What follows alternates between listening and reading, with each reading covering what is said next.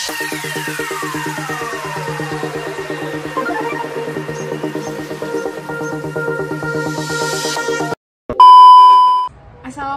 warahmatullahi wabarakatuh. Perkenalkan, saya Gina Pramesti Regita Cahyani dengan NIM 28920500005 dari Fakultas Ekonomi dan Bisnis Prodi Manajemen di Universitas Pancasakti Bekasi.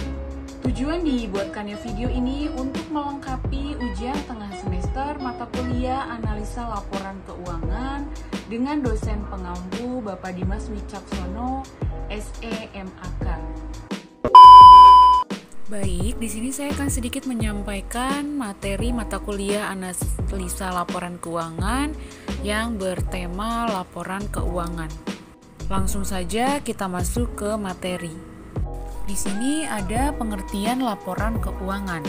Laporan keuangan merupakan suatu informasi yang menggambarkan kondisi keuangan suatu perusahaan, di mana informasi tersebut dapat dijadikan sebagai gambaran kinerja keuangan suatu perusahaan.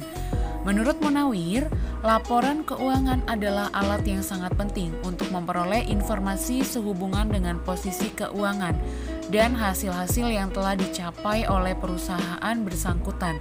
Dengan begitu, laporan keuangan diharapkan akan membantu para pengguna user untuk membuat keputusan ekonomi yang bersifat finansial. Selanjutnya ada tujuan laporan keuangan, yaitu memberikan informasi mengenai posisi keuangan, kinerja keuangan, dan arus kas entitas yang bermanfaat bagi sebagian besar kalangan pengguna laporan dalam pembuatan keputusan ekonomi. Laporan keuangan juga menunjukkan hasil pertanggungjawaban manajemen atas penggunaan sumber daya yang dipercayakan kepada mereka. Laporan keuangan menyajikan informasi mengenai entitas yang meliputi aset, liabilitas, ekuitas, pendapatan, dan beban, termasuk keuntungan dan kerugian, kontribusi dari distribusi kepada pemilik dalam kapasitasnya sebagai pemilik dan arus kas.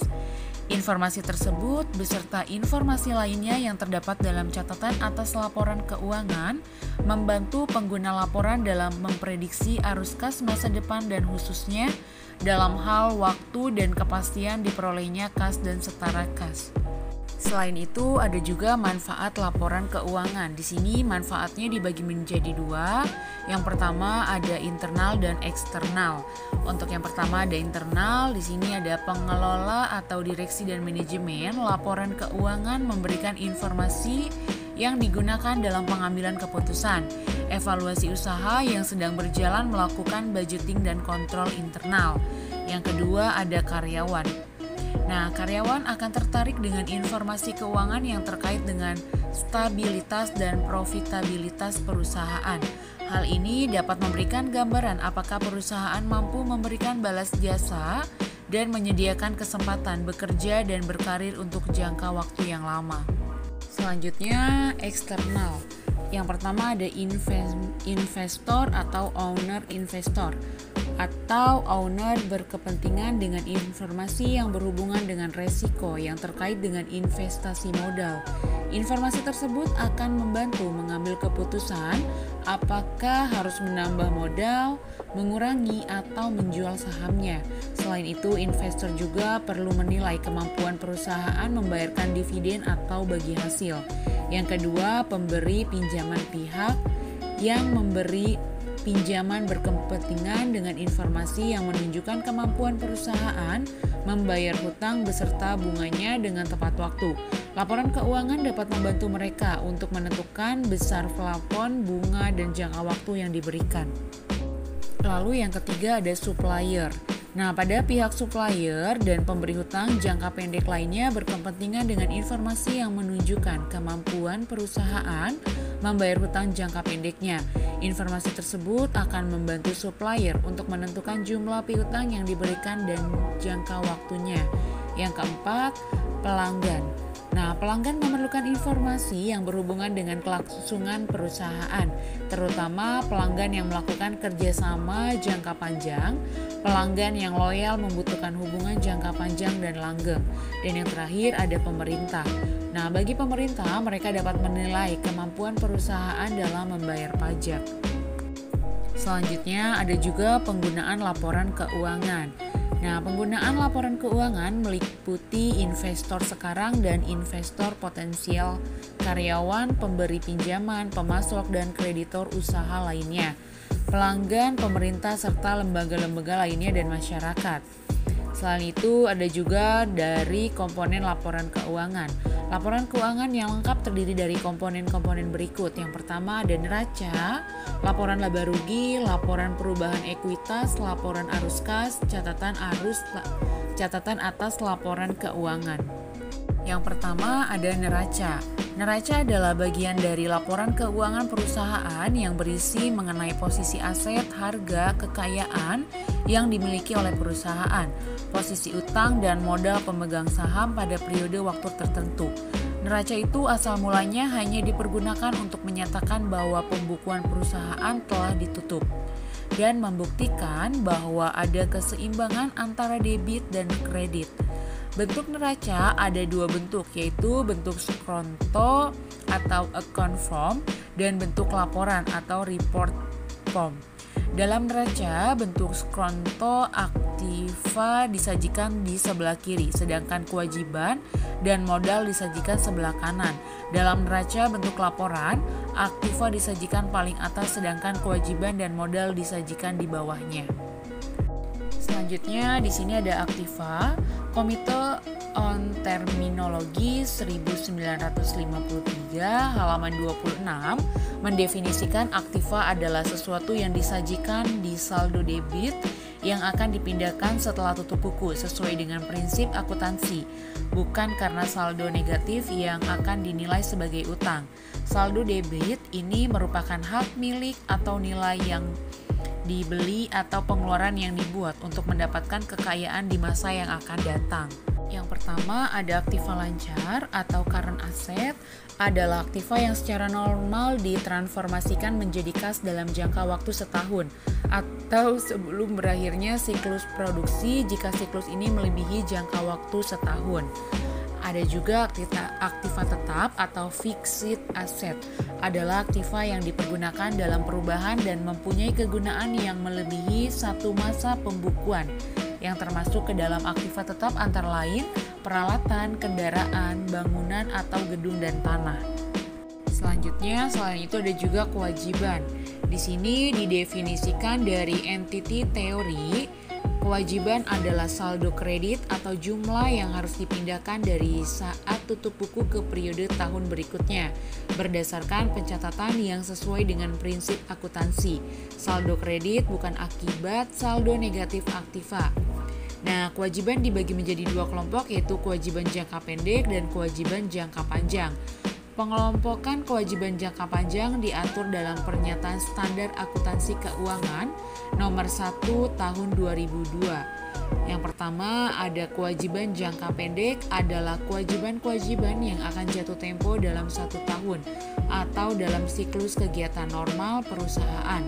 Kewajiban atau hutang lancar meliputi hutang dagang, hutang wesel, hutang bank, hutang gaji, bunga, dan lain-lain. Yang kedua, kewajiban jangka panjang adalah hutang yang jatuh temponya lebih dari 1 tahun digolongkan ke dalam kewajiban jangka panjang. Contohnya adalah hutang obligasi, hutang bank, dan lain-lainnya yang termasuk ke dalam kelompok kewajiban jangka panjang antara lain hutang hipotek dan pinjaman obligasi. Yang ketiga ada modal atau equity, adalah suatu hak yang tersisa atas aktiva suatu lembaga entiti setelah dikurangi kewajibannya. Lanjut ada laporan laba rugi. yaitu suatu laporan yang sistematis mengenai penghasilan, biaya, rugi laba yang diperoleh oleh suatu perusahaan selama periode tertentu. Tujuan pokok laporan laba rugi adalah melaporkan kemampuan real perusahaan dalam menghasilkan keuntungan. Laporan laba rugi minimal mencakup pos-pos berikut. Yang pertama, pendapatan, laporan laba rugi usaha, beban pinjaman, bagian dari laba atau rugi perusahaan, afiliasi dan asosiasi yang diperlukan menggunakan metode ekuitas. Selanjutnya ada beban pajak, laporan atau rugi dari aktivitas normal perusahaan, ada juga pos luar biasa, hak minoritas, dan yang terakhir laporan atau rugi bersih untuk periode berjalan. Selanjutnya ada laporan perubahan ekuitas. Laporan perubahan ekuitas menggambarkan peningkatan atau penurunan aktiva bersih atau kekayaan selama periode yang bersangkutan. Komponen utama laporan keuangan yang menunjukkan pertama ada laba rugi bersih periode yang bersangkutan. Yang kedua, setiap pos pendapatan dan beban, keuntungan atau kerugian beserta jumlahnya yang berdasarkan PSAK terkait diakui secara langsung dalam ekuitas. Yang ketiga, pengaruh kumulatif. Dari perubahan kebijakan akuntansi dan perbaikan terhadap kesalahan mendasar sebagaimananya diatur dalam PSAK terkait. Yang keempat, transaksi modal dengan pemilik dan didistribusi kepada pemilik. Yang kelima, saldo akumulasi laba atau rugi pada awal dan akhir periode serta perubahan. Yang keenam, rekonsiliasi antara nilai tercatat dari masing-masing jenis modal saham agio dan cadangan pada awal dan akhir periode yang mengungkapkan secara terpisah setiap perubahan. Selanjutnya ada laporan arus kas. Nah, laporan arus kas dapat memberikan informasi yang memungkinkan para pemakai untuk mengevaluasi perubahan dalam aktiva bersih perusahaan. Struktur keuangan termasuk likuiditas dan solvabilitas dan kemampuan untuk mempengaruhi jumlah serta waktu arus kas dalam rangka adaptasi. Dengan perubahan keadaan dan peluang informasi arus kas berguna untuk menilai kemampuan perusahaan dalam menghasilkan kas dan serta kas untuk memungkinkan para pemakai mengembangkan model untuk menilai dan membandingkan nilai sekarang dari arus kas masa depan dari berbagai perusahaan.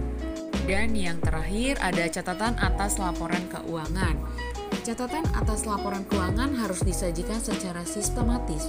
Setiap pos dalam neraca, laporan laba rugi, dan laporan arus kas harus berkaitan dengan informasi yang terdapat catatan atas laporan keuangan. Yang pertama, informasi tentang dasar penyusunan laporan keuangan dan kebijakan akuntansi yang dipilih dan diterapkan terhadap peristiwa dan transaksi yang penting. Yang kedua, informasi yang diwajibkan dalam pernyataan standar akuntansi keuangan tetapi tidak disajikan di neraca. Laporan laba rugi, laporan arus kas, dan laporan perubahan ekuitas. Yang ketiga, informasi tambahan yang tidak disajikan dalam laporan keuangan tetapi diperlukan dalam rangka penyajian secara wajar. Mungkin cukup sekian penyampaian yang bisa saya sampaikan, kurang dan lebihnya mohon dimaafkan. Terima kasih. Wassalamualaikum warahmatullahi wabarakatuh.